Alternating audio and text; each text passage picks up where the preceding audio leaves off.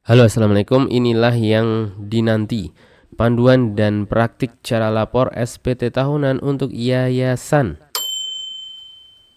Panduan dan praktik cara lapor SPT tahunan untuk yayasan untuk tahun pajak 2025 yang kita lakukan di Cortex. Seperti apa? Kita simak di video ini. Video ini kami produksi hari ini 14 Januari 2026. Baik pembaca tipspajak.com dan pemirsa Tips Pajak Media yang budiman, banyak sekali pertanyaan yang masuk dan melakukan permintaan atau request tentang Bang, dikasih dong cara lapor SPT tahunan untuk yayasan di Cortex. Dan inilah videonya. Sebelum lanjut tentunya kami ajak kembali Anda untuk like video ini, subscribe channel YouTube Tips Pajak Media agar manfaat-manfaat yang coba kami share ini dapat sampai kepada orang-orang yang membutuhkan informasi seperti ini. SPT tahunan untuk yayasan. Untuk siapa video ini? Yang pertama adalah untuk wajib pajak berbentuk yayasan. Wajib pajak yang memiliki badan hukum yayasan, berbadan hukum yayasan. Yayasan pendidikan, sosial, keagamaan, kemanusiaan, dan lain-lain.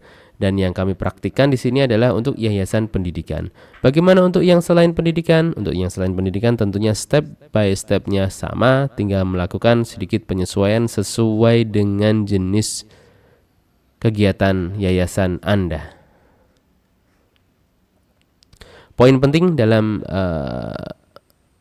panduan SPT tahunan yayasan ini, yayasan adalah badan hukum yang terdiri atas kekayaan yang dipisahkan. Nah, kata kuncinya adalah kekayaan yang dipisahkan dan diperuntukkan untuk mencapai tujuan tertentu di bidang sosial, keagamaan, dan kemanusiaan yang tidak mempunyai anggota. Ya, yayasan tidak memiliki anggota, beda dengan koperasi. Kemudian kekayaan yayasan dilarang untuk dialihkan atau dibagikan kepada pembina, pengurus, dan pengawas kecuali ada pengecualian tertentu, misalnya gaji pengurus jika memenuhi syarat dalam anggaran dasar yayasan. Jadi pada dasarnya pengurus itu boleh digaji, ya, pengurus boleh digaji, namun yang tidak boleh adalah pengambilan laba yayasan oleh pendiri yayasan. Ini sesuai UU 28 2004 tentang perubahan UU 16 2001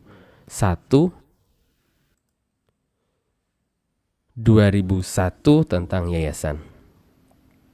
Poin penting berikutnya, karena ini kita praktikkan adalah yayasan pendidikan, sedikit kami sampaikan mengenai hal penting terkait pajak untuk yayasan pendidikan. Untuk yayasan pendidikan ada pengaturan khusus tentang pajaknya. Dasar hukumnya adalah PMK 68 2020 dan Perdirjen Pajak nomor 44 2009. Ini mengatur tentang sisa lebih.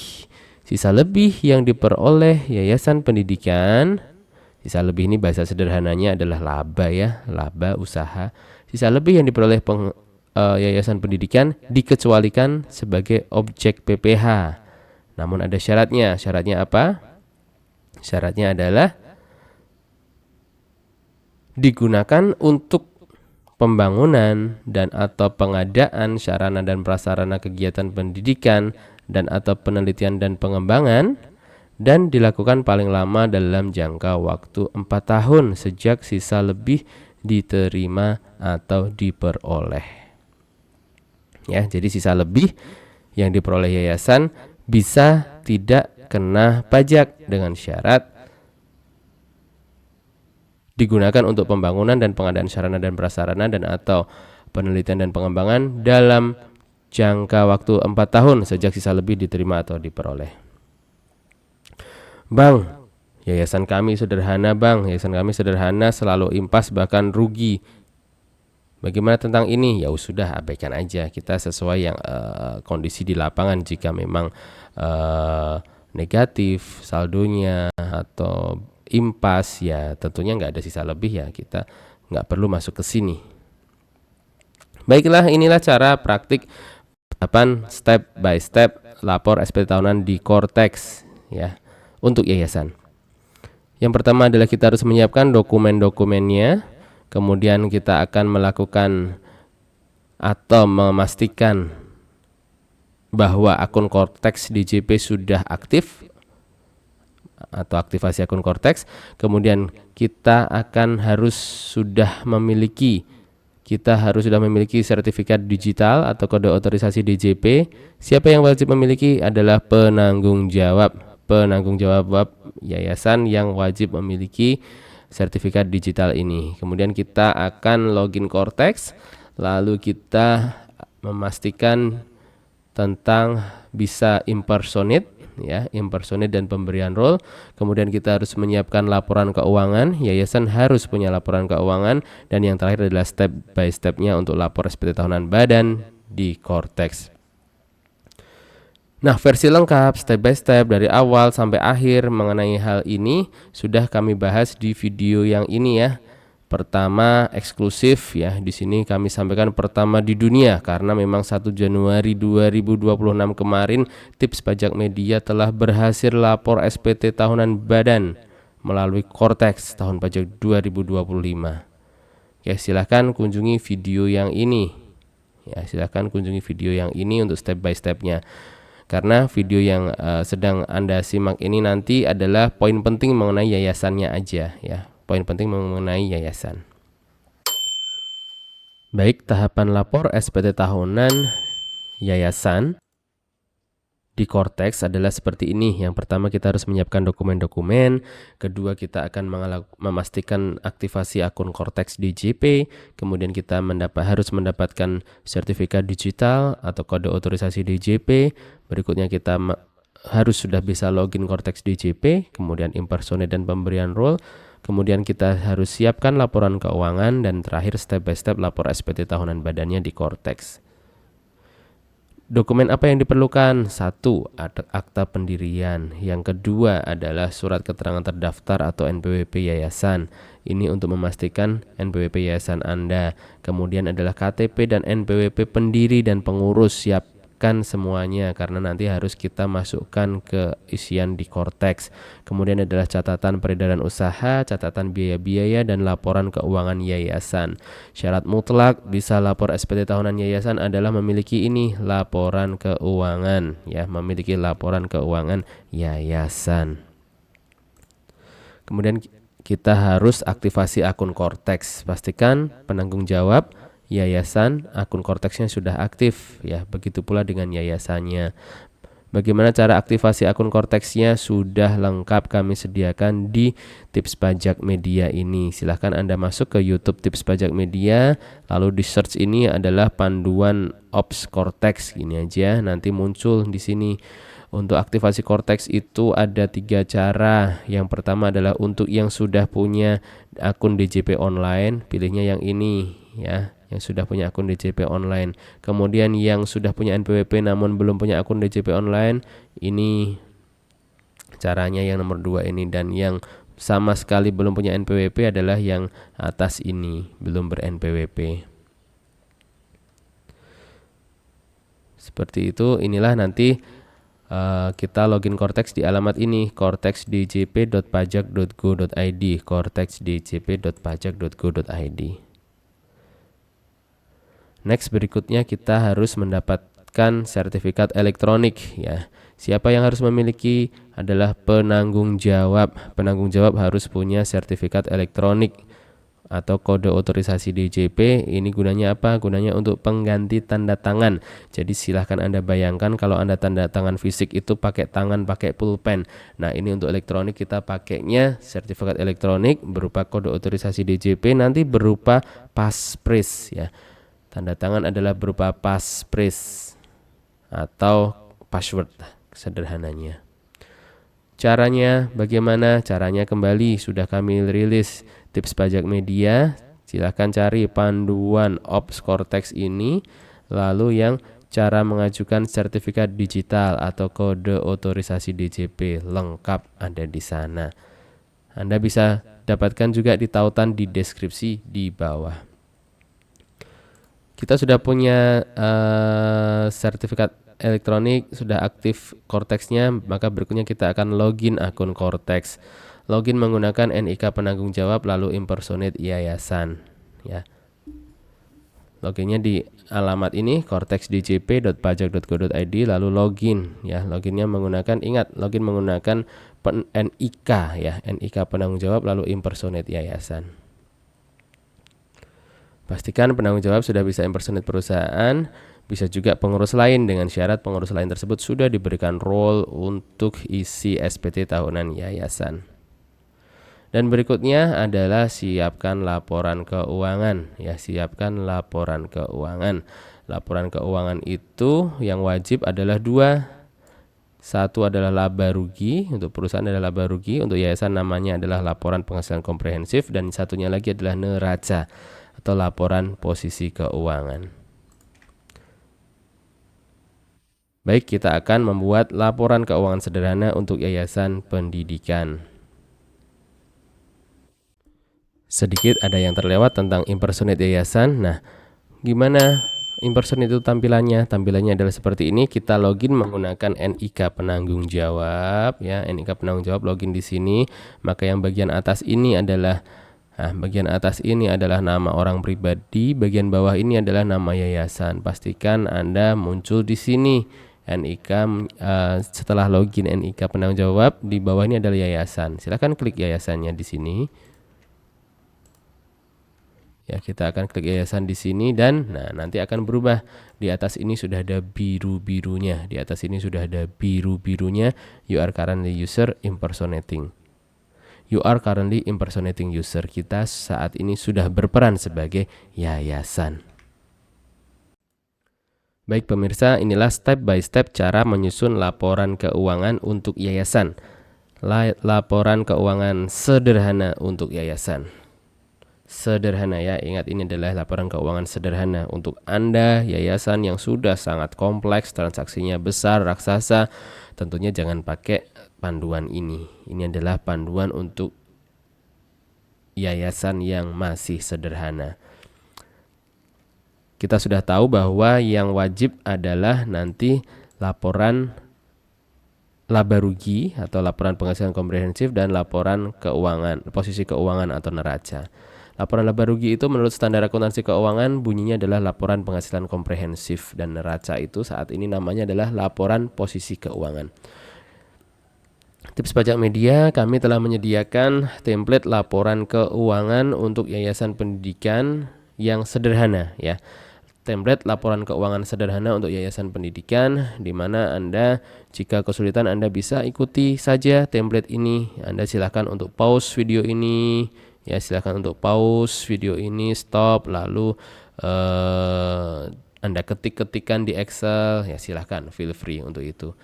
Untuk format laporan laba rugi seperti ini, laporan neraca seperti ini, silakan Anda pause dan Anda ketikkan ulang di Excel Anda. Namun dalam hal Anda membutuhkannya, silakan klik di tautan di deskripsi di bawah. Dalam template laporan keuangan sederhana untuk yayasan pendidikan ini ada beberapa sheet, cukup banyak ya. Sheetnya yang pertama adalah sheet baca dulu, kemudian sheet kasus, contoh kasus, kemudian sheet biaya usaha, kemudian ada sheet biaya gaji, sheet daftar aset, sheet peredaran usaha, sheet laporan penghasilan komprehensif, sheet laporan posisi keuangan, sheet laporan perubahan aset neto, sheet cara untuk menuangkannya ke Cortex, kemudian sheet penggunaan sisa lebih, dan berikutnya adalah sheet cara input ke SPT tahunannya. Jika Anda berminat untuk mendapatkan template Excel ini, silahkan kunjungi tautan di deskripsi di bawah.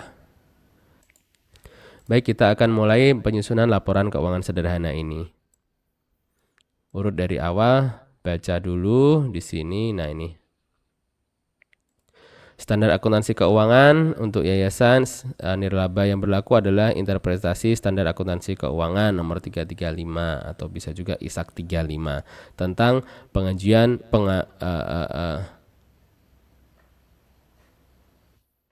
tentang penyajian laporan keuangan entitas yang berorientasi non-laba. Ya, aturan terkait ada PMK 80, 68, dan 44. Panduannya ada di sini, menyusun laporan keuangan sederhananya. Baik, contoh kasusnya adalah seperti ini ya. Kita simak baik-baik contoh kasusnya. Tanggal 1 Januari 2025, Pak Taufik mendirikan yayasan dengan nama Yayasan ABC dengan kegiatan usaha pendidikan Taman Kanak-kanak swasta Raudatul Atfal Bustanul Atfal yang KBLI-nya adalah 85132. Pak Taufik menyisihkan kekayaan pribadinya untuk yayasan sebesar 10 juta berupa uang tunai, sehingga kekayaan awal yayasan adalah 10 juta rupiah. Ini penting bahwa kita harus tahu kekayaan awal yayasan itu berapa. Ini kalau perusahaan judulnya adalah modal awal perusahaan. Kalau di sini adalah kekayaan awal yayasan. Kemudian soal berikutnya, case-nya adalah mulai tanggal 1 Maret 2025, yayasan mulai merekrut karyawan. Nona Susi ditunjuk sebagai kepala sekolah, Nona Susanti sebagai guru, Nona Mia sebagai guru. Gaji Nona Susi sebesar 1,5 juta per bulan. Gaji Nona Susanti dan Nona Mia adalah 1 juta per bulan. Bang, kenapa kecil sekali? Sayangnya ini yang terjadi di lapangan, khususnya di daerah-daerah yayasan. Untuk TK ini masih belum bisa menggaji karyawan yang dengan nilai yang lebih tinggi. Tapi tentunya ini semua menyesuaikan case-case Anda ya, menyesuaikan case di yayasan Anda tentang penggajiannya. Gaji seluruh pegawai mulai dibayarkan 1 April 2025. Tanggal 1 April 2025, Yayasan ABC menyewa bangunan dari Pak Taufik selama setahun dengan biaya sewa sebesar 4 juta rupiah setahun. Dibayar cash pada tanggal 1 April 2025. Kontrak mulai tanggal 1 April 2025 pula. Lalu 1 April Yayasan ABC membeli peralatan kantor berupa laptop seharga 5 juta dan meja kursi seharga 2 juta rupiah. Kemudian mulai bulan April 2025, Yayasan ABC memperoleh pembayaran biaya pendidikan dari orang tua murid rutin sebesar 3.300.000 rupiah setiap bulannya. Kemudian mulai bulan April sampai dengan Desember 2025 rutin terima 3,3. Yayasan juga mendapatkan bantuan dari pemerintah sebesar 20 juta selama tahun 2025. Biaya listrik, telepon, dan air selama tahun 2025 sebesar total 4 juta rupiah. Kemudian pada akhir tahun dilakukan penelitian pada kas dan bank, terdapat uang kas sebesar 4.200.000 rupiah dan saldo bank di 10 juta rupiah. Dari kasus ini yang perlu kita lakukan pertama adalah kita berikutnya menyusun daftar biaya usaha. Daftar biaya usaha ini silahkan tuliskan di sini pembayaran biaya usaha. Di sini contohnya biaya listrik, telepon, air 400.000 rupiah setiap bulannya, ya total 4 juta rupiah. Kemudian kita harus menuliskan pula biaya gaji. Biaya gaji silahkan tuliskan di sini. Daftar biaya gaji Yayasan ABC. Nah, nama Susi, Susanti, dan Mia semuanya statusnya adalah TK 0 ya, kepala sekolah, guru-guru. PTKP-nya 54 juta rupiah. Mengapa kita cantumkan PTKP? Karena untuk tahu sekalian nanti penghitungan PPh pasal 21-nya. Ya. Oke, pembayaran gajinya adalah seperti ini, 1,5 juta. April ada 1,5, 100 juta, 1 juta, total 3,5. Mei total 3,5 juta. Juni total 3,5 juta. Juli total 3,5 juta. Agustus, September, Oktober, November, Desember juga rata 3,5 juta, sehingga total pembayaran biaya gaji adalah 31.500.000 rupiah. Oke, berikutnya kita akan menyusun daftar aset. Daftar aset gunanya apa? Gunanya untuk nanti mengetahui aset apa yang dimiliki perusahaan dan juga untuk tahu berapa biaya penyusutan ya, untuk tahu biaya penyusutan. Ini case-nya masih sederhana, pengadaan hanya untuk laptop dan meja kursi. Silahkan tuliskan di sini. Kami bahas untuk laptop. Laptop belinya di 5 juta rupiah. Maka nilai sisa buku fiskal pada awal tahun adalah di 5 juta rupiah. Metode penyusutan adalah garis lurus. Metode fiskalnya juga garis lurus. Penyusutan tahun ini adalah di 937 juta. 937.500 Rp937.500. Ini didapat dari mana? Didapat dari ini. Silahkan lihat formula di kiri atas. 9/12. Mengapa 9/12? Ini aset dibeli adalah, penjelasannya seperti ini. Aset dibeli mulai bulan April. Maka itu kan bukan full Januari, full setahun ya. Kita mulai dari sini. Metode penyusunan garis lurus. Untuk laptop ini Anda bisa scroll terus ke kanan. Nah, laptop ini masuk ke namanya kelompok 1 penyusutan. Kelompok 1 penyusutan umurnya adalah di 4 tahun. Sehingga penyusutannya adalah di 100% dibagi 4 tahun atau 25% per tahun. Ya. Tarif penyusutan adalah di 25% setahun. Sedangkan di sini tidak setahun full, baru mulai April, maka silakan diproporsi. Proporsinya berapa? Mari kita hitung. April 1, Mei 2, Juni, Juli, Agustus, September, Oktober, November, Desember. Ada 9 bulan. 9/12. Karena setahun ada 12, dikalikan 25%. Seperti itu penyusutannya. Begitu pula dengan meja kursi, karena sama-sama di golong 1 ya, kelompok 1 umurnya 4 tahun, maka tarifnya setahun adalah 25%. Kita tulis di sini penyusutannya. Sehingga akumulasi penyusutan sampai dengan 31 Desember, ini karena baru tahun pertama ya tetap segini. Lalu nilai buku per 31 Desember adalah di 5 juta kurangi ini. Nah, sekian. Ya, clear ya, semoga clear. Berikutnya tentang peredaran usaha. Nah, peredaran usaha silahkan tuliskan di sini, Yayasan ABC. Peredaran usaha per bulannya ini mulai ada siswa di April, taruhlah seperti ini. Ini pembayaran setiap bulannya, dan khusus Desember ini 3,3 tambah 20 juta karena bantuan pemerintah baru turunnya di Desember, seperti itu ya kira-kira. Maka seperti ini tampilannya. Daftar peredaran usaha. Wajib nggak ini Bang? Ini tidak wajib. Yang wajib adalah ini. Nah, ini dia. Yayasan ABC laporan penghasilan komprehensif. Laporan penghasilan komprehensif jika kita analogikan dengan perusahaan swasta adalah laporan laba rugi. Namun karena ini yayasan, judulnya bukan laporan laba rugi namun laporan penghasilan komprehensif sesuai dengan SAK, standar akuntansi keuangan. Kita tuliskan satu persatu. Pendapatan SPP atau iuran pendidikan. Di sini ada, silahkan tuliskan di sini. Sumbangan atau bantuan, ini di sini. Karena judulnya BOS, bantuan operasional sekolah, maka masuknya di bantuan ya, cocoknya ya. Pendapatan dari iuran SPP, kemudian bantuan sekian. Sumbangan jika ada silahkan masukkan di sini. Ya, penghasilan investasi jangka pendek jika ada, jangka panjang jika ada di sini, lain-lain. Namun kami yakin untuk yang sederhana silahkan isi di sini ya. Pendapatan, sumbangan, bantuan, silahkan isi di sini sehingga jumlah pendapatan adalah sekian. Kemudian untuk beban gaji, tunjangan, bonus, honorarium, THR dan sebagainya, ini masuk ke diambil dari biaya gaji. Nah, ini biaya gaji R12, maka ada di sini. Nah, biaya gaji R12 ya, ini ya. Sudah diambil di sini.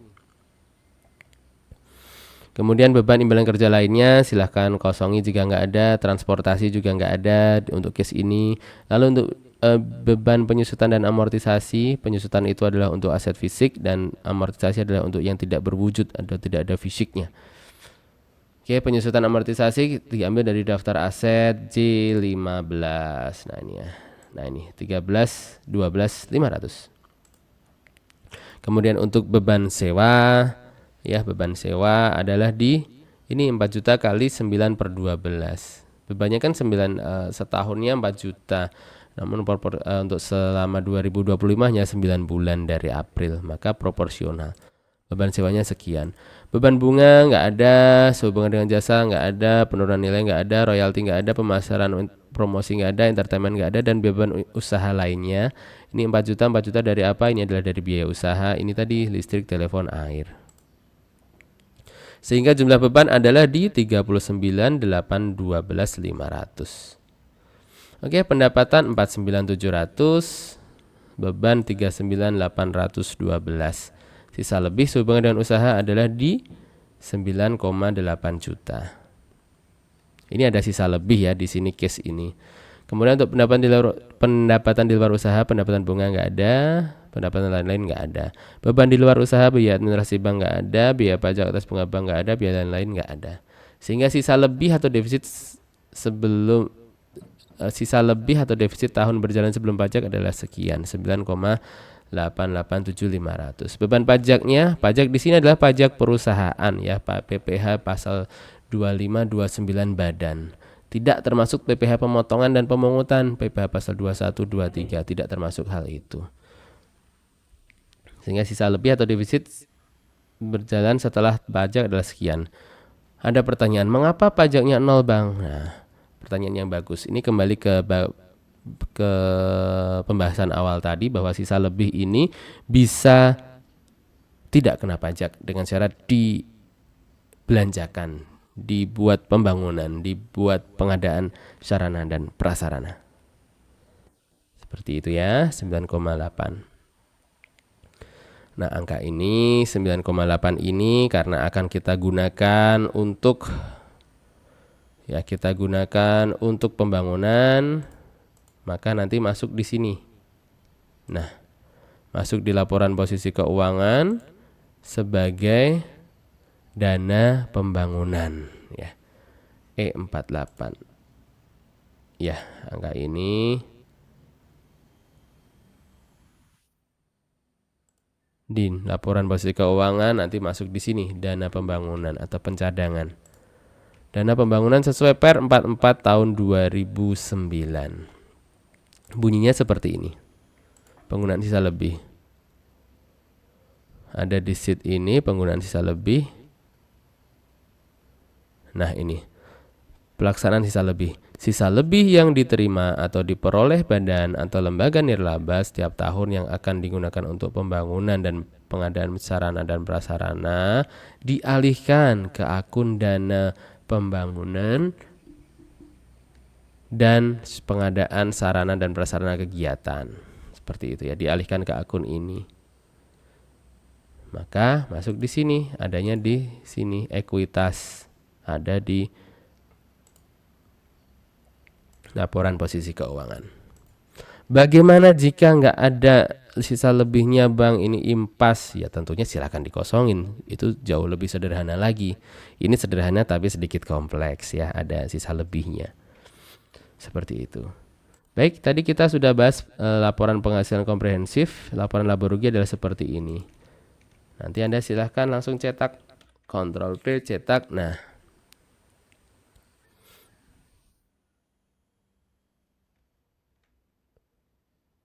cetak di sini, silakan dicetak, nanti tanda tangan, dicap siap untuk lapor SPT tahunan.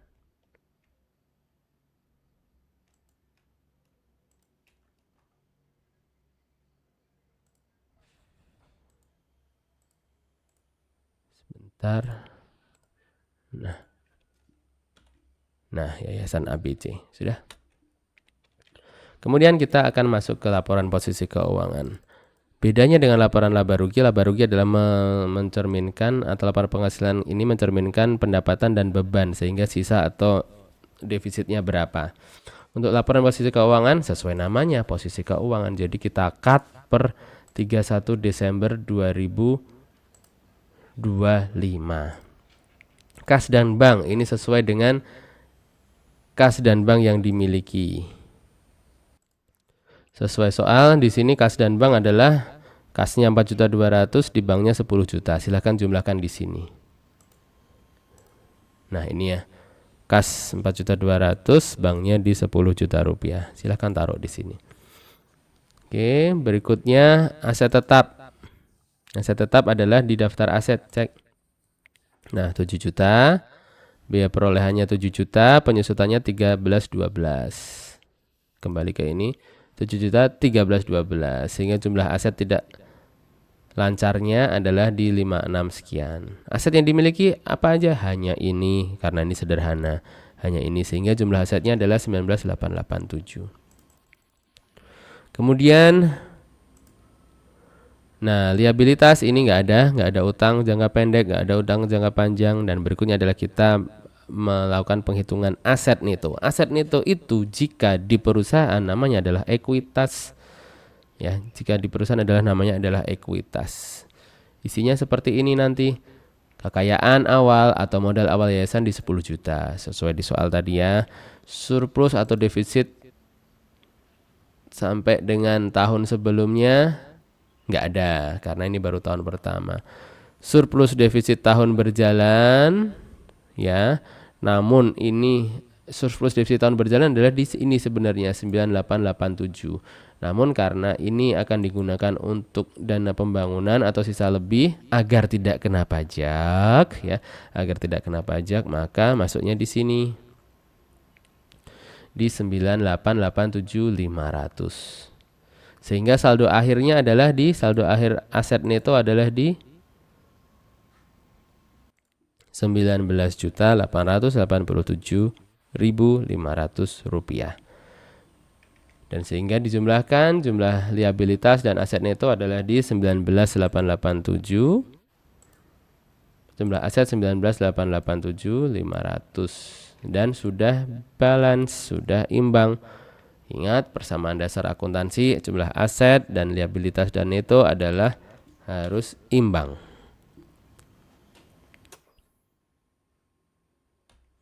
Berikutnya next adalah laporan perubahan aset neto. Ini pada dasarnya laporan perubahan aset neto atau laporan perubahan ekuitas ini adalah mirip sekali sama di sini ya, perhitungan aset neto di sini. Laporan perubahan aset neto di sini kita cantumkan kekayaan awal modal yayasan 10 juta, surplus defisit tahun sebelumnya sekian, surplus defisit tahun berjalan berupa dana pembangunan adalah sekian, sehingga saldo akhir adalah sekian. Total aset neto 19.887.500.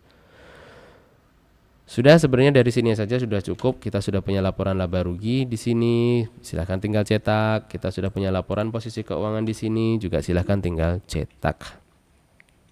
Laporan perubahan aset neto ada di sini juga. Silahkan cetak. Namun yang wajib di-upload nanti hanya penghasilan komprehensif dan laporan posisi keuangan atau laba rugi dan neraca.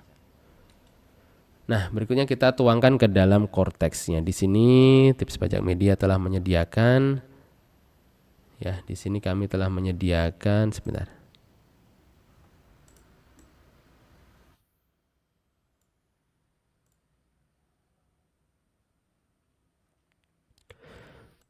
Template kertas kerja ke korteksnya ya. Kita tinggal menuangkan dari angka-angka laporan laba rugi tadi ke sini ini. Ya. Di sini kami ambil pendekatan karena ini semuanya adalah tidak kena pajak, kita lakukan semuanya di penyesuaian fiskal positif sehingga pastikan angkanya di sini adalah 0 ya. Angkanya di sini adalah nilai fiskalnya adalah 0 karena angka nilai fiskal ini nanti yang akan terbawa ke induk SPT tahunan akan dilihat ini sebagai dasar perhitungan penghasilan kena pajaknya. Seperti itu.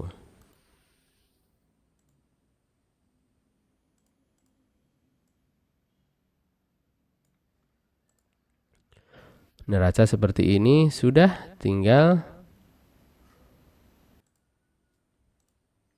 berikutnya sudah, ini adalah ketentuan penggunaan sisa lebih tadi. Silahkan dibaca di sini nanti dan cara input SPT tahunannya ada di sini di template Excel ini. Sekian pemirsa, itulah cara membuat laporan keuangan sederhana.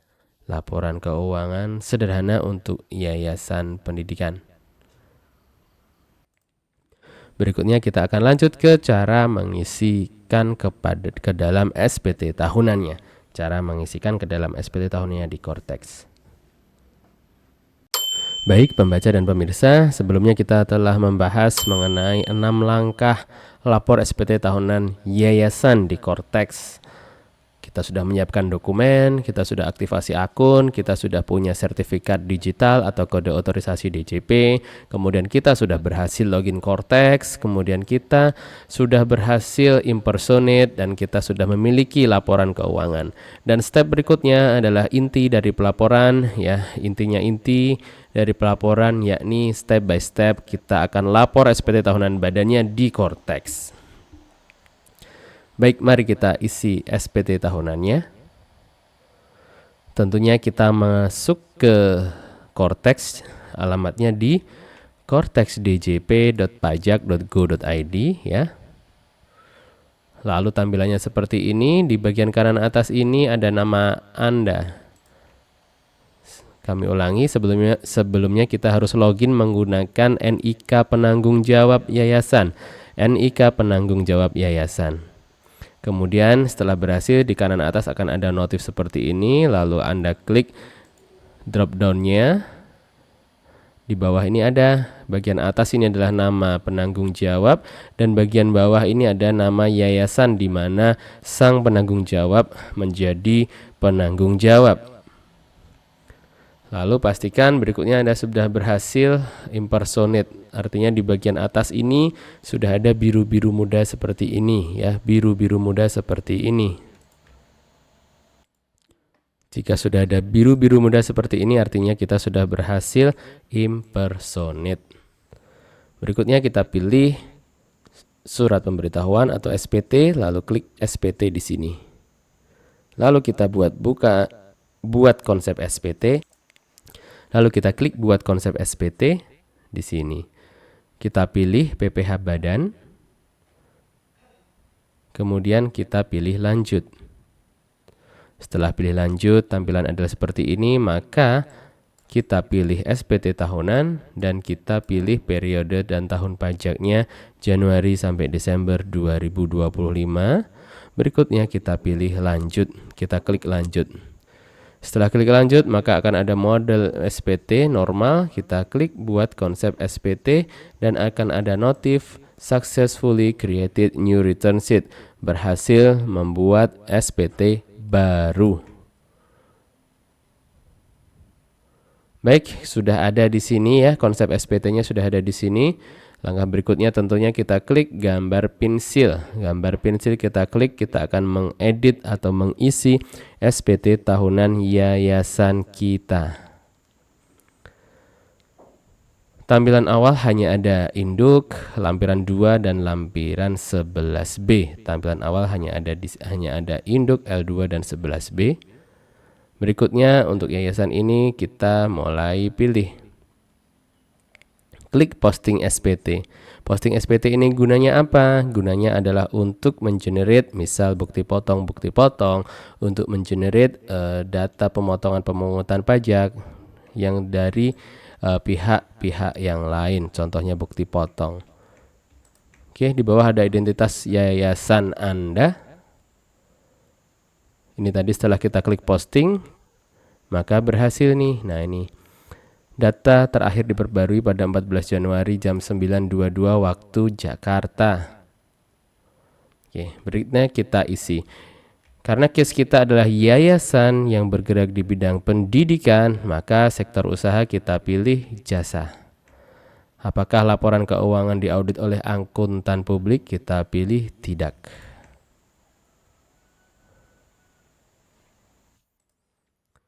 Berikutnya kita next, kita akan melihat di bagian C. Bagian C. Bagian C adalah seperti ini, kita akan ditanya mengenai 1A, apakah wajib pajak menerima atau memperoleh penghasilan dari usaha dengan peredaran bruto tertentu yang dikenakan PPh bersifat final? Kita pilih tidak karena yayasan ini ya, yayasan itu tidak termasuk ke dalam PPh final PP 23 yang 0,5% dari omset. Berikutnya yang nomor 2 adalah apakah Anda menerima atau memperoleh penghasilan yang dikenakan PPh bersifat final. Di sini contohnya adalah bunga bank, contohnya adalah sewa tanah dan bangunan. Ya, kita pilih tidak karena yayasan pendidikan ini tidak memiliki penghasilan PPh final.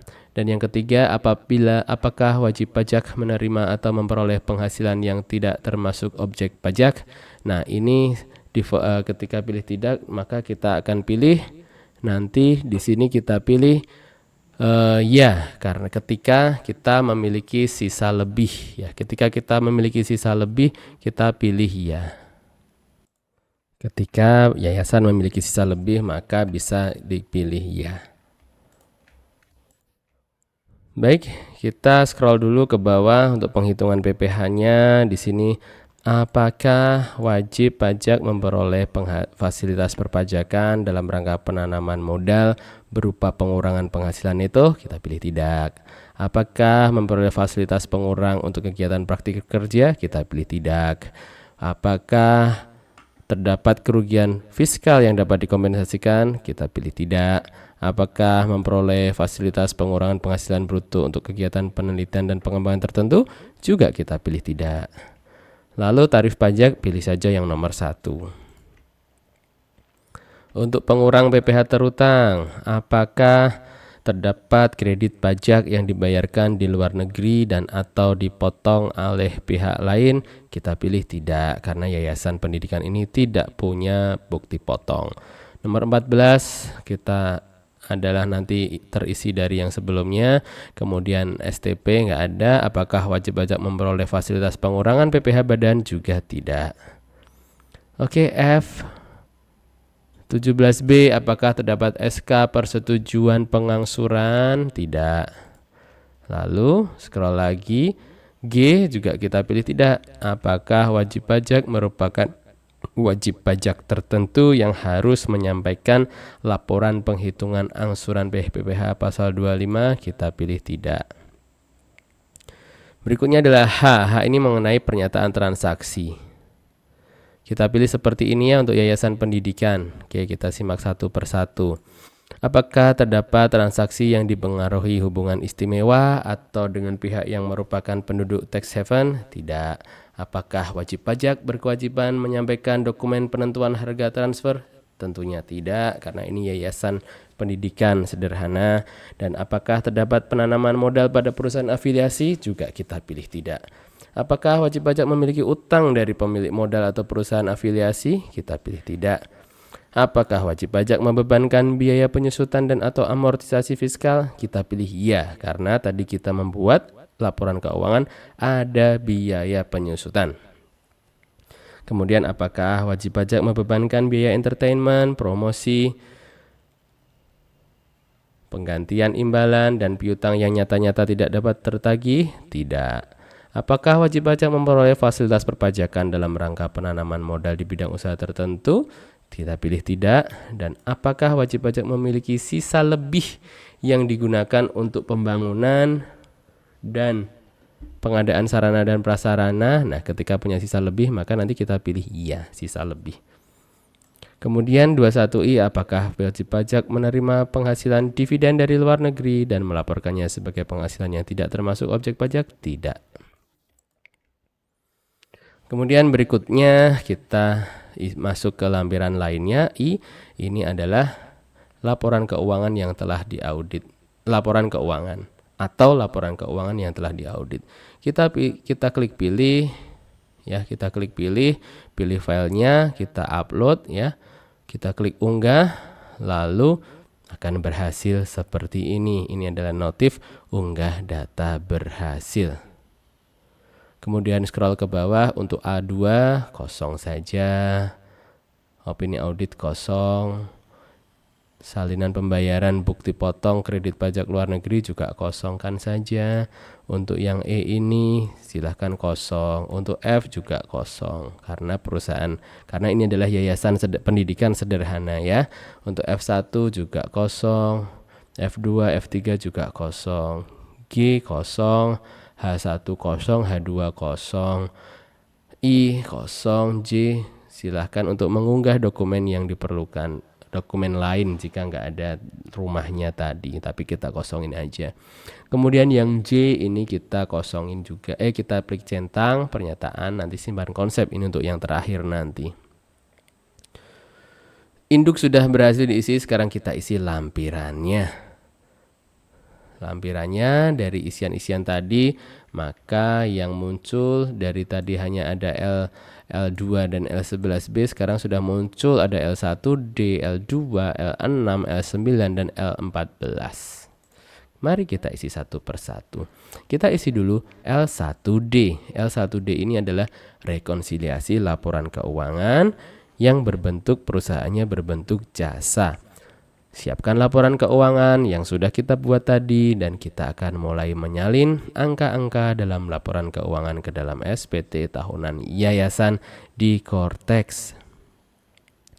Inilah tadi kertas kerja ya, kertas kerja laporan keuangan, kertas kerja template laporan keuangan sederhana untuk yayasan yang sudah kita buat tadi. Jika Anda tertarik untuk mendapatkan template Excel ini, silahkan kunjungi di tautan di deskripsi di bawah. Angka ini siap kita pindahkan. Ini adalah sheet yang ke Cortex ya. Kita akan memindahkan angka ini ke dalam SPT tahunan yayasan. Kita akan masukkan laporan laba rugi di sini. Intinya kita salin angka-angka dari sana ke sini ya, dari pendapatan jasa. Kita pilih tanda pensil ini. Setelah kita pilih tanda pensil, maka akan ada tampilan seperti ini. Kode akun sekian, nilai komersial, nilai menurut komersial berapa, kemudian yang bukan objek pajak berapa, kemudian dari nilai ini yang dikenakan PPh final berapa. Maka akan muncul otomatis penghasilan pendapatan yang tidak final. Lalu berikutnya penyesuaian fiskal positif, negatif, kode penyesuaian fiskal ya, dan kita klik simpan nanti jika sudah. Baik, pertama kita isi pendapatan jasa. Kita salin angka-angka tadi. Pendapatan jasa adalah Rp49.700.000. Penyesuaian fiskal positif nggak ada semua ya, kita kosongin dulu. Oke, 49.700, klik simpan. Berikutnya kita akan mengisi gaji, tunjangan, bonus, honorarium, THR dan sebagainya untuk kode akun 5311. Kita isi di sini. Kemudian kita isi beban penyusutan dan amortisasi. Ya, beban penyusutan dan amortisasi kita isi di sini 1312.500. Kita pilih simpan. Lalu beban sewa juga kita isi, angkanya adalah di 3 juta tadi ya. Kita masukkan di sini 3 juta rupiah. Lalu kita pilih simpan.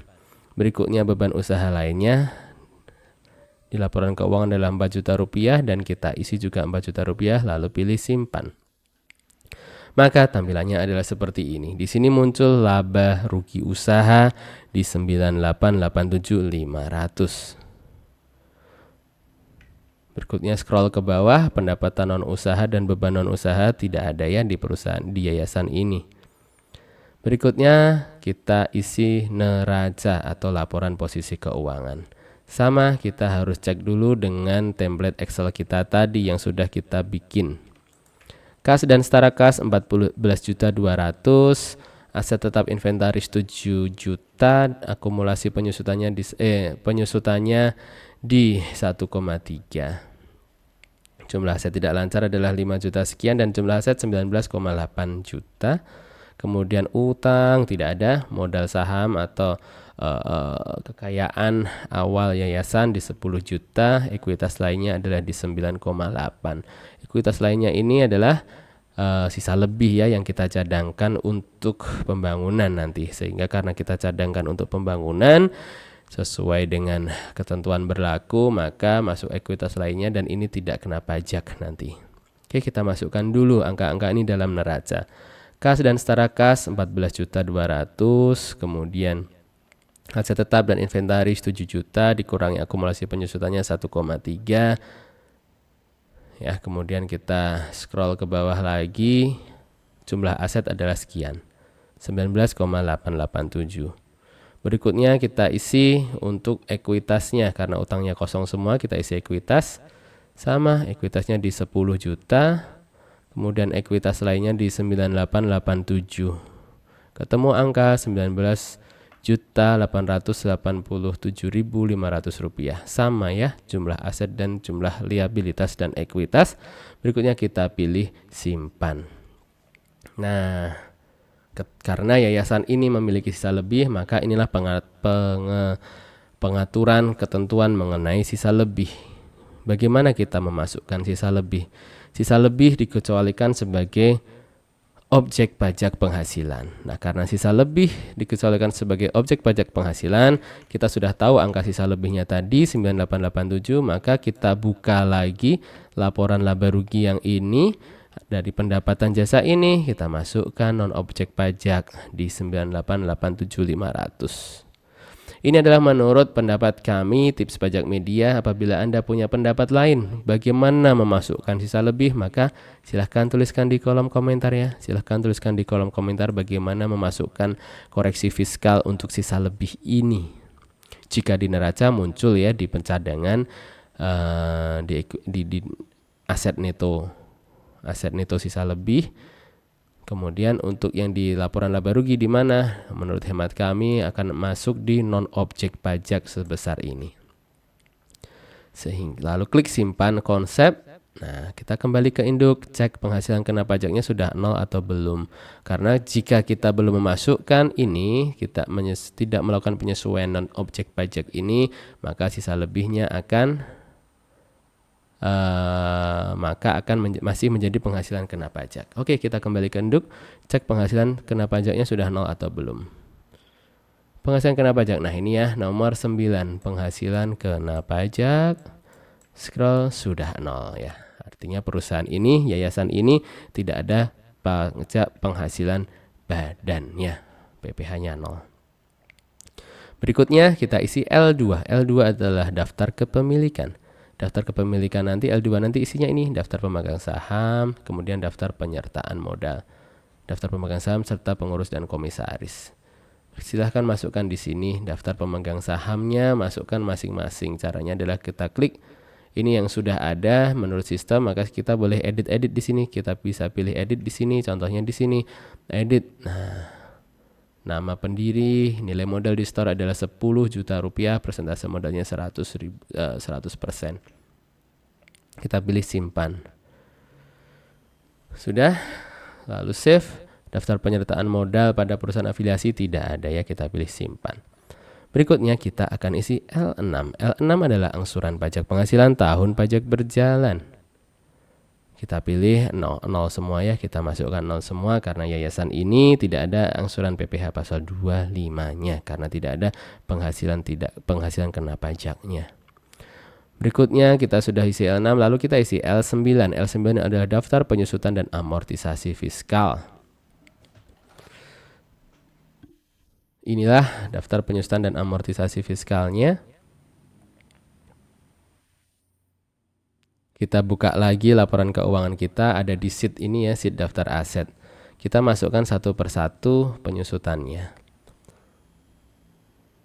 Semua ada di kelompok 1, jadi kita lihat kelompok 1, kita klik tambah. Kita klik tambah, kita masukkan peralatan elektronik ya 5 juta rupiah. Nilai sisa bukunya 5 juta rupiah. Kemudian penyusutannya 900.000 rupiah.